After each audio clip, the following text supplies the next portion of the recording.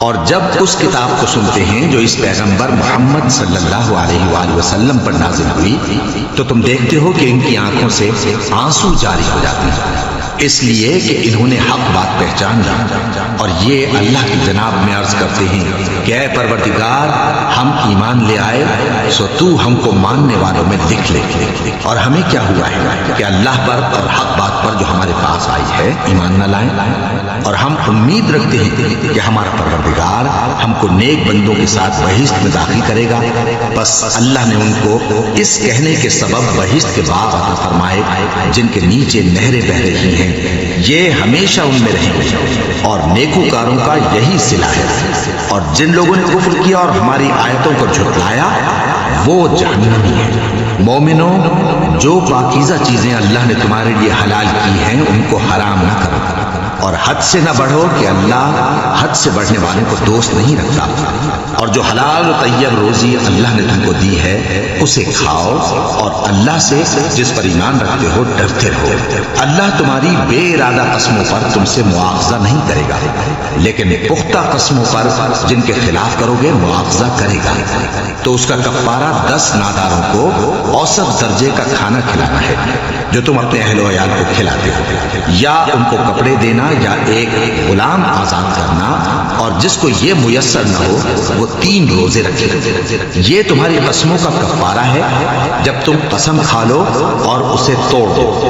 اور اپنی قسموں کی حفاظت کرو۔ اس طرح اللہ تمہارے سمجھانے کے لیے اپنی آیتیں کھول کھول کر بیان فرماتا ہے تاکہ تم شکر کرو۔ اے ایمان والو، شراب اور جوا اور بت اور پانسے یہ سب ناپاک کام اعمال شیطان سے، سو ان سے بچتے رہنا تاکہ تم کامیاب ہو جاؤ۔ شیطان تو یہ چاہتا ہے کہ شراب اور جوئے کے سبب تمہارے آپس میں دشمنی اور رنجش ڈلوا دے، اور تمہیں اللہ کی یاد سے اور نماز سے روک دے۔ تو کیا تم لوگ ان کاموں سے باز آؤ گے؟ اور اللہ کی فرما برداری اور رسول کی اطاعت کرتے رہو اور ڈرتے رہو۔ اب اگر منہ پھیرو گے تو جان رکھو کہ ہمارے پیغمبر کے ذمے تو صرف پیغام کا کھول کر پہنچا دینا ہے۔ جو لوگ ایمان لائے اور نیک عمل کرتے رہے ان پر ان چیزوں کا کچھ گناہ نہیں جو وہ کھاتے تھے، جبکہ انہوں نے پرہیز کیا اور ایمان لائے اور نیک کام کیا، پھر پرہیز کیا اور ایمان لائے، پھر پرہیز کیا اور نیکوکاری کی، اور اللہ نیکوکاروں کو دوست رکھتا ہے۔ مومنوں، کسی قدر شکار سے جن کو تم ہاتھوں اور نیزوں سے حاصل کر سکو اللہ تمہاری آزمائش کرے گا، یعنی حالت احرام میں شکار کی ممانعت سے، تاکہ معلوم کرے کہ اس سے غائبانہ کون ڈرتا ہے، سو جو اس کے بعد زیادتی کرے تو اس کے لیے دکھ دینے والا عذاب تیار ہے۔ مومنوں،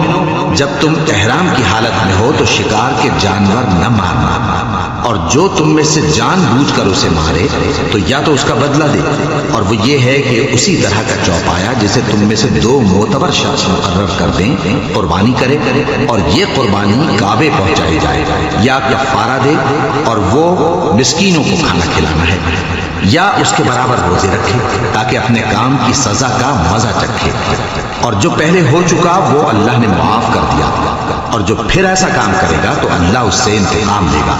اور اللہ غالب ہے، انتقام لینے والا ہے۔ تمہارے لیے دریا کی چیزوں کا شکار اور ان کا کھانا حلال کر دیا گیا ہے، یعنی تمہارے اور مسافروں کے فائدے کے لیے، اور جنگل کی چیزوں کا شکار جب تک تم احرام کی حالت میں ہو تم پر حرام ہے، اور اللہ سے جس کے پاس تم سب جمع کیے جاؤ گے ڈرتے رہو۔ اللہ نے عزت کے گھر یعنی کعبے کو لوگوں کے لیے موجب قیام بنایا ہے، اور عزت کے مہینے کو اور قربانی کے جانور کو اور ان جانوروں کو جن کے گلے میں پٹے بندھے ہوں، یہ اس لیے کہ تم جان لو کہ جو کچھ آسمانوں میں اور جو کچھ زمین میں ہے اللہ سب کو جانتا ہے، اور یہ کہ اللہ کو ہر چیز کا علم ہے۔ جان رکھو کہ اللہ سخت عذاب دینے والا ہے، اور یہ کہ اللہ بخشنے والا ہے، مہربان بھی ہے۔ پیغمبر کے ذمے تو صرف پیغام پہنچا دینا ہے، اور جو کچھ تم ظاہر کرتے ہو اور جو کچھ مخفی کرتے ہو اللہ کو سب معلوم ہے۔ کہہ دو کہ ناپاک چیزیں اور پاک چیزیں برابر نہیں ہوتی، گو ناپاک چیزوں کی کثرت تمہیں اچھی ہی لگے، تو عقل والو اللہ سے ڈرتے رہو تاکہ کامیاب ہو جاؤ۔ مومنوں،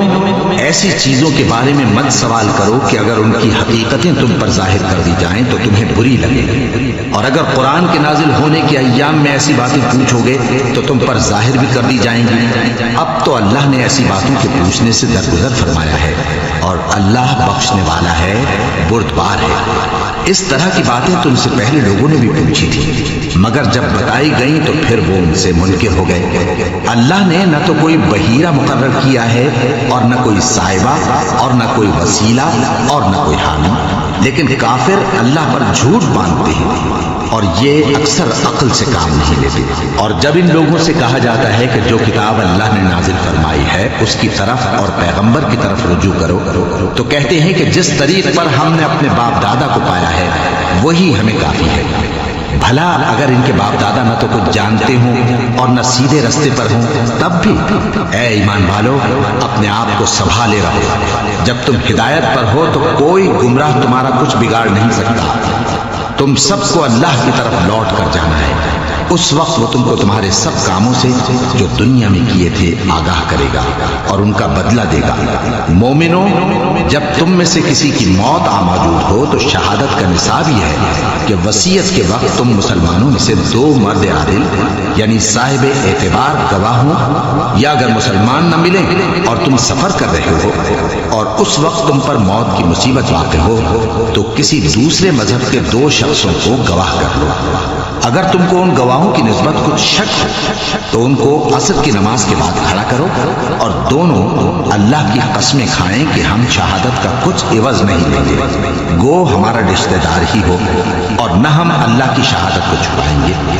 اگر ایسا کریں گے تو گناہ گار ہوں گے۔ پھر اگر معلوم ہو جائے کہ ان دونوں نے جھوٹ بول کر گناہ حاصل کیا تو جن لوگوں کا انہوں نے حق مارنا چاہا تھا ان میں سے ان کی جگہ اور 2 آدمی کھڑے ہوں جو میت سے قرابت قریبہ رکھتے ہیں، پھر وہ اللہ کی قسمیں کھائیں کہ ہماری شہادت ان کی شہادت سے زیادہ سچی ہے اور ہم نے کوئی زیادتی نہیں کی۔ ایسا کیا ہو تو ہم بے انصاف ہیں۔ اس طریق سے بہت قریب ہے کہ یہ لوگ صحیح شہادت دیں، یا اس بات سے خوف کریں کہ ہماری قسمیں بھی ان کی قسموں کے بعد رد کر دی جائیں گی۔ اور اللہ سے ڈرو اور اس کے احکام کو توجہ سے سنو،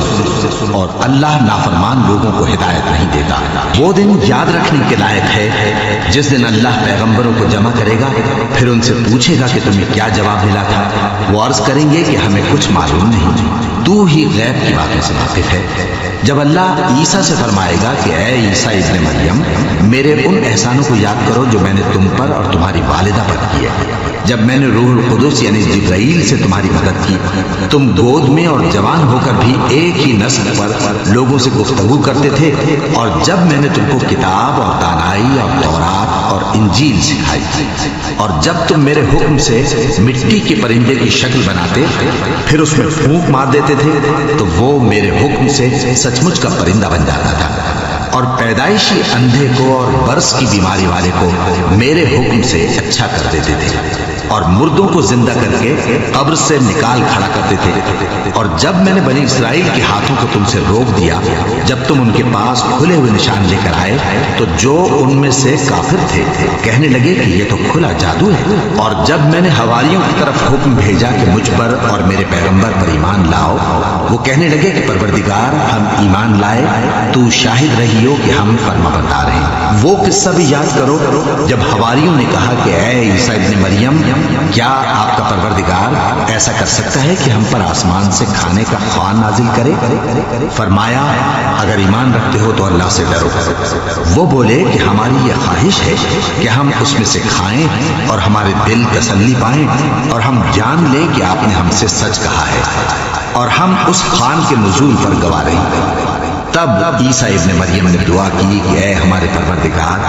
ہم پر آسمان سے خوان نازل فرما کہ ہمارے لیے وہ دن عید قرار پائے، یعنی ہمارے اگلوں اور پچھلوں سب کے لیے، اور وہ تیری طرف سے نشانی ہو، اور ہمیں رزق دے، اور تو بہترین رزق دینے والا ہے۔ اللہ نے فرمایا میں تم پر ضرور خوان نازل فرماؤں گا، مگر جو اس کے بعد تم میں سے کفر کرے گا اسے ایسا عذاب دوں گا کہ اہل عالم میں کسی کو ایسا عذاب نہ ہوگا۔ اور اس وقت کو بھی یاد رکھو جب اللہ فرمائے گا کہ اے عیسیٰ ابن مریم،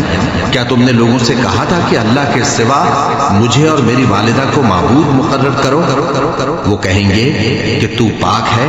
مجھے کب شایع تھا کہ میں ایسی بات کہتا جس کا مجھے کچھ حق نہیں۔ اگر میں نے ایسا کہا ہوگا تو تجھ کو معلوم ہوگا۔ Subscribe now